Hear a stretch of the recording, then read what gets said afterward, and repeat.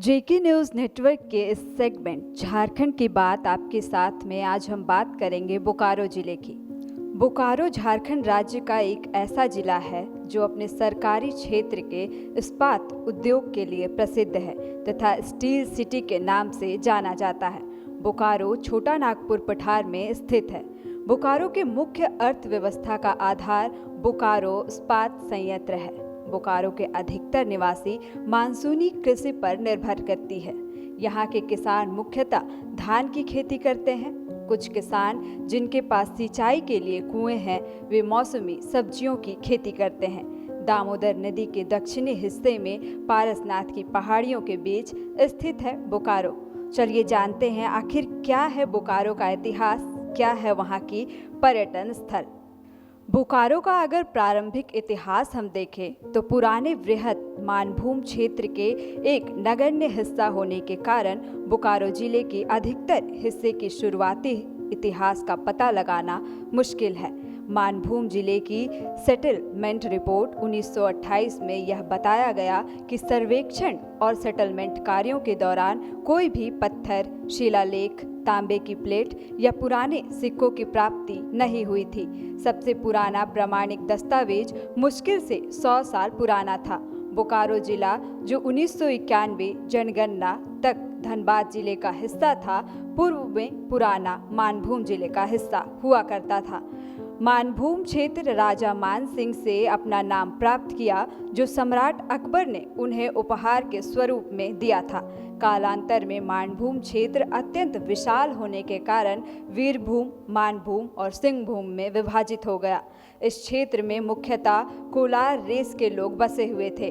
लगभग 6000 बीसी में इस क्षेत्र में सबसे पहले सभ्यता जैन थी, जैसा कि हीन त्यांग की यात्रा में वृतांत में स्पष्ट कहा गया है। जैन वर्चस्व को 7वीं शताब्दी के आसपास ब्राह्मणों द्वारा अतिक्रमण किया गया था। हीन त्यांग द्वारा शासित के शक्तिशाली राज्य का एक उल्लेख करता है जो बौद्ध के उत्पीड़क थे। ब्राह्मण सभ्यता 10वीं शताब्दी में अपने शिखर पर थी और बाद में भूमिज और मुंडारी जनजाति ने इसे नष्ट कर दिया। अकबर के समय में राजा मान सिंह झारखंड क्षेत्र के माध्यम से भागलपुर से मिदनापुर तक अपनी सेना का नेतृत्व कर रहे थे और संभवतः बोकारो जिले को इस जिले में उन्होंने ही शामिल किया था।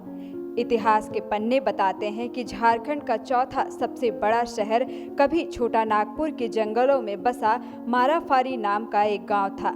यह स्थान प्रकाश में तब आया जब पूर्व प्रधानमंत्री जवाहरलाल नेहरू ने सोवियत की सहायता से यहां स्टील प्लांट लगाने की सोची, जिसके बाद लौह अयस्क, मैंगनीज और कोयला जैसे विभिन्न खानों के निकट होने के कारण यह एक बड़ा इस्पात संयंत्र बन पाया। इस खास सेगमेंट में जानिए बोकारो इस्पात संयंत्र की पूरी जानकारी। देश के सबसे पुराने और बड़े इस इस्पात संयंत्र की स्थापना भारत के पहले प्रधानमंत्री पंडित जवाहरलाल नेहरू द्वारा झारखंड के बोकारो शहर में की गई थी। बोकारो स्टील प्लांट देश की स्टील आवश्यकताओं को पूरा करने का काम करता है। इस संयंत्र की कुल उत्पादन क्षमता प्रति वर्ष 5.2 मिलियन टन है। यह संयंत्र स्टील और डीवीसी का संयुक्त उद्गम है। यह इतना बड़ा और नामी स्टील प्लांट है जिसे देखने की ख्वाहिश हर वो इंसान करता है जो इसके बारे में जानता है। इस संयंत्र का न रोजगार के अवसर को बढ़ाया बल्कि विश्व पटल पर भारत के मान को भी बरकरार रखा है। इस्पात संयंत्र और शहर के निवासियों को जल की आपूर्ति करने के लिए मुख्य बांध शहर से लगभग 12 किलोमीटर की दूरी पर है।